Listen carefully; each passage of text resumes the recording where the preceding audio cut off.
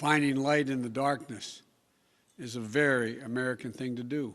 President Joe Biden marking a somber occasion, 1 year since the World Health Organization declared COVID-19 a global pandemic. A year filled with the loss of life and the loss of living for all of us.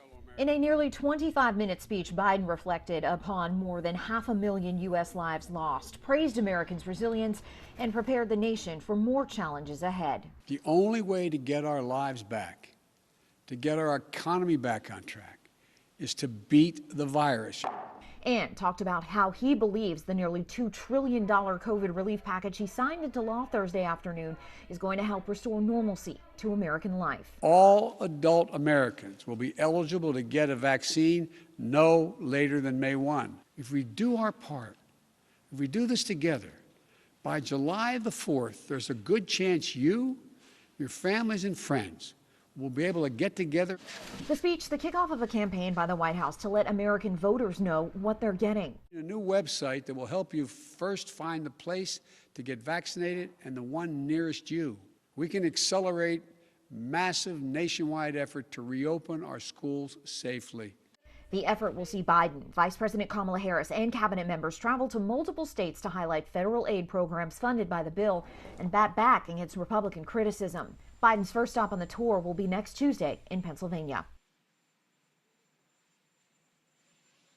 It's based on science, not on his first full day in office, President Biden set an ambitious goal to vaccinate 100 million Americans in his first 100 days. This will be one of the greatest operational challenges our nation has ever undertaken. Halfway to that 100-day mark, the White House is changing its projections. And now we're able to say that we will have enough vaccines for all adult Americans by the end of May. Andy Slavitt is the White House COVID-19 response senior advisor.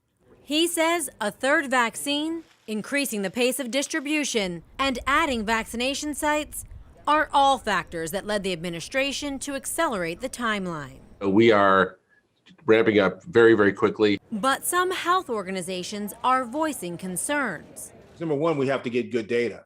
Dr. Georges Benjamin from the American Public Health Association says there is a, quote, substantial lack of equity.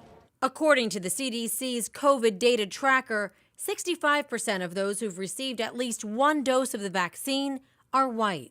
But data on race is only available for just over half of vaccine recipients. So we have to improve on the accountability of that. We asked Slavitt to address Benjamin's equity concerns. I feel like we're making progress, but I feel like we're not there yet. This is still a great challenge. Also, for his first 100 days, the president asked all Americans to mask up. Slavitt says that's been a challenge too, now that some states are rolling back their mask mandates. He tells us masks save lives, and the need to wear them won't last forever. In Washington, I'm Jacqueline Policastro. I'm going to have a lot more to say about that tonight and the next couple of days. For President Joe Biden, a day of major moments. Well, this historic legislation is about rebuilding the backbone of this country.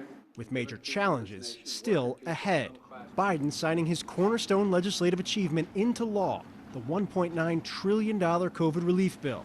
It's clear that an overwhelming percentage of the American people, Democrats, independents, or Republican friends, have made it clear, the people out there, made it clear they strongly support the American Rescue Plan.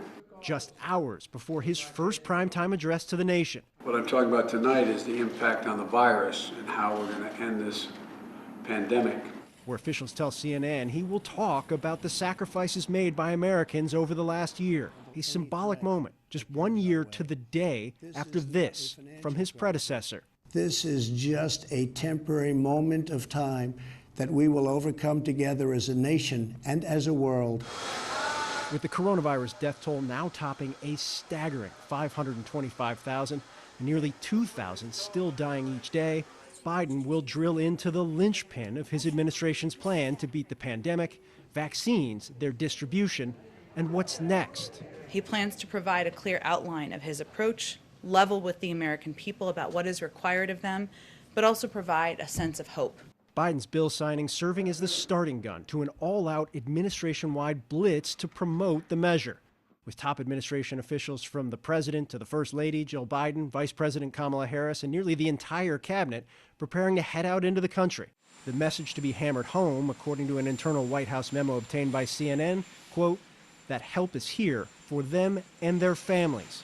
At its core, an effort to maintain the law's current popularity. It is historic, it is monumental, it is consequential. Even in the face of unified GOP opposition on Capitol Hill. 2021 is set to be an historic comeback year, not because of the far-left legislation that was passed after the tide had already turned, but because of the resilience of the American people.